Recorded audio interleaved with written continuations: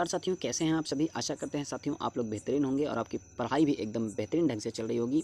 साथियों आपके सिलेक्शन में हमारा पूरा सहयोग है, तो आप लोग पूरा मेहनत से पढ़ाई करिए, हम आपके साथ खड़े हैं। आप लोगों के लिए लगातार वीडियो प्रोवाइड हो रही हैं, तो आप लोग वीडियो देखते रहिए, अपनी पढ़ाई करते रहिए। साथियों आज के टॉपिक में हम आप सभी को रेलवे भर्ती बोर्ड परीक्षा हेतु रेलवे सामान्य विज्ञान में जो विगत वर्षों में पूछे गए प्रश्न हैं साथियों, वो इस वीडियो में आपको मिलेंगे। 5 प्रश्न भौतिक विज्ञान से, 5 प्रश्न रसायन विज्ञान से और 5 प्रश्न साथियों आपको जीव विज्ञान से मिलेंगे। तो चलिए स्टार्ट करते हैं वीडियो को साथियों। पहला प्रश्न है, वॉशिंग मशीन का कार्य सिद्धांत है अपकेंद्रण, अपोहन, उत्क्रम परासरण या फिर विसरण। तो वॉशिंग मशीन साथियों अपकेंद्रण के कार्य सिद्धांत पर आधारित है।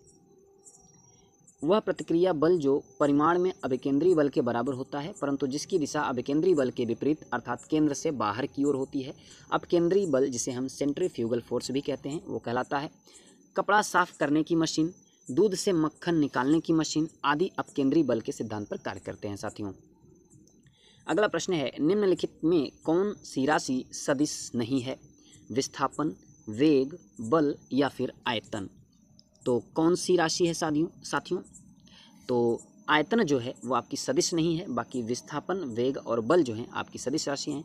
आयतन आपकी अदिश राशि है साथियों। वे राशियां जिनको व्यक्त करने के लिए दिशा एवं परिमाण दोनों की आवश्यकता होती है सदिश राशियां कहलाती हैं। जिन राशियों को व्यक्त करने के लिए केवल परिमाण की आवश्यकता होती है साथियों, दिशा की नहीं, उन्हें हम अदिश राशियां कहते हैं। अतः बल, वेग, विस्थापन, त्वरण, संवेग, आवेग आदि सदिश राशियां हैं, जबकि आयतन साथियों आपका क्या है? अदिश राशि है। ठीक है। अगला प्रश्न है, पदार्थ के संवेग, मोमेंटम जिसे कहते हैं, और वेग के अनुपात में कौन सी भौतिक राशि प्राप्त होती है साथियों? तो पदार्थ के संवेग और वेग के अनुपात में जो राशि प्राप्त होती है वो आपका द्रव्यमान प्राप्त होता है। ठीक है, कैसे प्राप्त होता है आइए जानते हैं। किसी वस्तु के द्रव्यमान और वेग के गुणनफल को वस्तु का संवेग कहते हैं, ये आप सभी को पता होगा। P बराबर होता है mv। ठीक है, ये आप जानते हैं। तो m माने m जो होता है वो द्रव्यमान होता है साथियों, तो m द्रव्यमान निकालने के लिए हम P अपान v कर देंगे, तो क्या हो जाएगा? संवेग अपान वेग हो जाएगा। तो संवेग अपान वेग ही क्या होता है? वो द्रव्यमान होता है साथियों। ठीक है, तो इस फार्मूले से आपको द्रव्यमान मिल जाएगा। एक ट्रेन जैसे ही चलना आरंभ करती है, उसमें बैठे हुए यात्री का सिर पीछे की ओर झुक जाता है। इसका कारण है, क्या कारण है साथियों? स्थिरता का जड़त्व, गति का जड़त्व आघूर्ण या फिर द्रव्यमान का संरक्षण। तो साथियों बताइए क्या हो सकता है आंसर? तो स्थिरता का जड़त्व जो है, इसी के कारण जब ट्रेन चलना प्रारंभ करती है तो उसमें बैठे हुए यात्री का जो सिर होता है वो पीछे की ओर झुक जाता है, यही कारण है स्थिरता का जड़त्व। ठीक है साथियों, यात्री ट्रेन के एकाएक चल देने से पीछे की ओर गिर जाते हैं। इसका कारण यह है कि यात्री के शरीर का जो निचला हिस्सा जो गाड़ी के संपर्क में है, यह हिस्सा गाड़ी के साथ साथ चलने लगता है, परंतु ऊपरी हिस्सा साथियों स्थिरता के जड़त्व के कारण विरामावस्था में ही बने रहने का प्रयत्न करता है, और यही कारण होता है कि यात्री के शरीर का ऊपरी हिस्सा पीछे की ओर झुक जाता है। अगला प्रश्न है, एक व्यक्ति एक संवेदनशील तराजू पर खड़ा है। यदि वह गहरी सांस अंदर लेता है तो तराजू की रीडिंग क्या होगी? बढ़ेगी, घटेगी? रीडिंग पर कोई प्रभाव नहीं पड़ेगा, वह बढ़ेगी, घटेगी या वायुमंडलीय दबाव पर निर्भर करेगा। तो क्या होगा साथियों आपका राइट आंसर? थोड़ा सा सोचिएगा, उसके बाद आंसर देने का प्रयत्न करिएगा। तो साथियों क्या होगा? बढ़ेगी। ठीक है, देखिए कैसे बढ़ेगी, कितना बढ़ेगी वो जानते हैं। व्यक्ति के गहरी सांस लेने में तराजू की रीडिंग बढ़ेगी, अर्थात तराजू द्वारा व्यक्ति का वजन अधिक दर्शाया जाएगा। 1 लीटर वायु 1.225 ग्राम वजन होती है साथियों। ठीक है, 1 लीटर वायु में जो ग्राम होता है 1.225 ग्राम होता है। अतः 1 लीटर वायु अंदर खींचने पर व्यक्ति का वजन 1.225 ग्राम बढ़ जाएगा, हालांकि व्यक्ति के घनत्व में कमी दर्ज होगी। ठीक है, अगला प्रश्न है साथियों, सबसे अधिक क्रियाशील धातु कौन सी है? सोडियम, कैल्शियम, आयरन जिसे हम लोहा कहते हैं, पोटेशियम। क्या होगा साथियों सबसे अधिक क्रियाशील धातु? तो साथियों क्या होगा? पोटेशियम जो है वो सबसे अधिक क्रियाशील धातु है। दिए गए विकल्पों में सर्वाधिक जो क्रियाशील धातु है साथियों वो पोटेशियम है। क्रियाशीलता के आधार पर दी गई धातुओं का क्रम जो है वो निम्नवत है। देखिए पोटेशियम सबसे ज़्यादा क्रियाशील धातु, फिर सोडियम, फिर क्या होता है कैल्शियम, उसके बाद होता है आयरन। ठीक है, अगला प्रश्न है साथियों, निम्नलिखित में से कौन सा पदार्थ पृथ्वी पर प्राकृतिक रूप से पाया जाने वाला सबसे कठोर पदार्थ है? ग्रेफाइट है, बुटजाइट बोरान नाइट्राइड है, लोहा है या फिर हीरा है साथियों? तो आपका जो राइट आंसर है साथियों वो है हीरा। ठीक है, जिसे हम डायमंड भी कहते हैं। पृथ्वी पर प्राकृतिक रूप से पाए जाने वाले सभी पदार्थों में सबसे कठोर हीरा डायमंड है। यह कार्बन का एक अपर रूप है साथियों, जो कि एक अधातु है। बुटजाइट बोरान नाइट्राइड संरचना में हीरे से मिलता जुलता तत्व है और ऐसा माना जाता है कि यह हीरे की तुलना में अधिक कठोर है। यह हीरे की तुलना में 18% अधिक तनाव सहन कर सकता है। हालांकि प्राकृतिक रूप से इसकी अत्यंत अल्प मात्राएं ही अस्तित्व में हैं। अभी बुटजाइट बोरान नाइट्राइट की कठोरता गुणों का प्रायोगिक रूप से परीक्षण किया जाना शेष है। अतः वर्तमान परिप्रेक्ष्य में अभिष्ट उत्तर आपका डी होगा, माने डायमंड होगा, हीरा होगा। अगला प्रश्न है साथियों, निम्नलिखित में से किस तत्व को मिट्टी के तेल में सुरक्षित रखा जाता है? सोडियम को, कॉपर को, मरकरी को या फिर सिल्वर को? तो साथियों किसको रखा जाता है मिट्टी के तेल में सुरक्षित? तो सोडियम को रखा जाता है। सोडियम एक नरम चांदी के समान सफ़ेद धातु है। यह इतनी नव होती है कि इसे एक सिक्के के किनारे से काटा जा सकता है। ठीक है,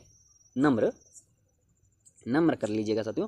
सोडियम अत्यंत सक्रिय यानी क्रियाशील धातु है। ये मुक्त अवस्था में नहीं रह सकती, ठीक है, नहीं रखी जा सकती तथा रखी जा सकती, ठीक है, तथा इसको मिट्टी के तेल यानी केरोसिन जिसे कहते हैं में रखा जाता है। हवा में खुला रखे जाने पर यह ऑक्सीजन से क्रिया कर लेती है और ऑक्साइड बनाती है।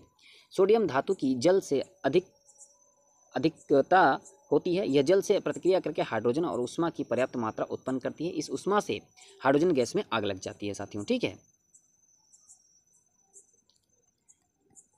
अगला प्रश्न है, निम्नलिखित धातुओं में से कौन स्वतंत्र अवस्था में पाई जाती है? एल्युमिनियम, सोना, क्रोमियम, जस्ता। निम्नलिखित धातुओं में कौन स्वतंत्र अवस्था में पाई जाती है साथियों? कौन सा है? तो सोना जो है वो आपका स्वतंत्र अवस्था में पाई जाती है। धातुओं में सोना जो है, गोल्ड की रासायनिक सक्रियता सबसे कम होती है साथियों। कहीं अगर मिस्टेक होता है तो आप लोग उसके लिए क्षमा करिएगा, मिस्टेक सबसे होती है। तो कहीं अगर मिस्टेक होती है तो आप लोग कमेंट में बता दीजिएगा कि हाँ सर यहाँ पे मिस्टेक हुई है।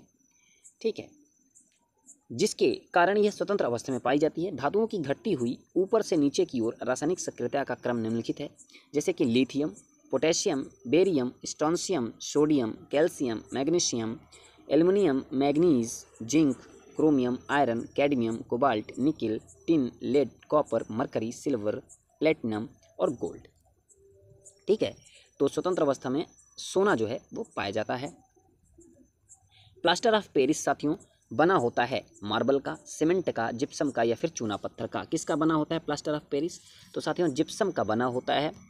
जिप्सम का फार्मूला क्या होता है साथियों? प्लास्टर ऑफ पेरिस का रासायनिक सूत्र कैल्शियम सल्फेट हेमीहाइड्रेट होता है। ठीक है, और इसका जो फार्मूला होता है वो CaSO4 × ½ होता है। ठीक है, यहाँ पे 4 कर लीजिएगा, CaSO4 × ½ यह जिप्सम का बना होता है। इसका उपयोग शल्य क्रिया में पट्टियों के रूप में होता है। जैसे साथियों हड्डी वगैरह टूट जाती हैं तो उसमें यह यूज होता है, और इससे मूर्तियाँ या मूर्तियों के सांचे भी बनाए जाते हैं। ठीक है, प्लास्टर ऑफ पेरिस जिसका रासायनिक सूत्र कैल्शियम सल्फेट हेमीहाइड्रेट होता है। लोहा जिससे प्राप्त किया जाता है वह है क्या है? चूने का पत्थर, पिंच ब्लेंड, मोनाजाइट रेत या फिर हेमेटाइट। तो साथियों लोहा किससे प्राप्त किया जाता है?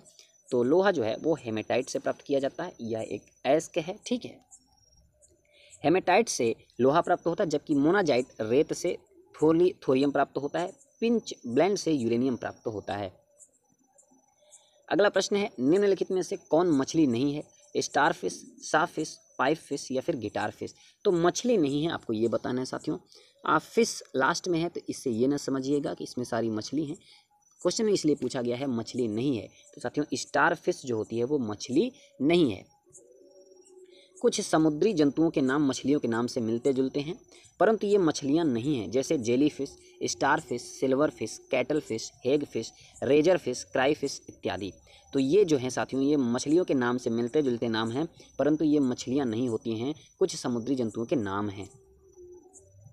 सबसे बड़ा स्तनपायी कौन सा है? व्हेल मछली, अफ्रीकी हाथी, दरियाई घोड़ा या फिर ध्रुवीय भालू? तो सबसे बड़ा स्तनपायी जो है साथियों वो है आपका व्हेल मछली। ठीक है, व्हेल, ब्लू व्हेल पृथ्वी पर पाया जाने वाला सबसे बड़ा स्तनपायी जीव है। इसकी लंबाई 33 मीटर से भी अधिक तथा वजन साथियों 180 मीट्रिक टन से भी अधिक हो सकता है। निम्नलिखित में से कौन अंडे देता है और सीधे बच्चे नहीं देता? एकिडना, कंगारू, सेही या फिर व्हेल? तो साथियों कौन है? वो है एकिडना। एकिडना क्या है? ये साथियों एकिडना और प्लेटिपस ये एकमात्र अंडे देने वाली स्तनपायी जीव हैं। ठीक है, स्तनपायी जो जीव हैं जो अंडे देती हैं वो हैं एकिडना और प्लेटिपस। ठीक है,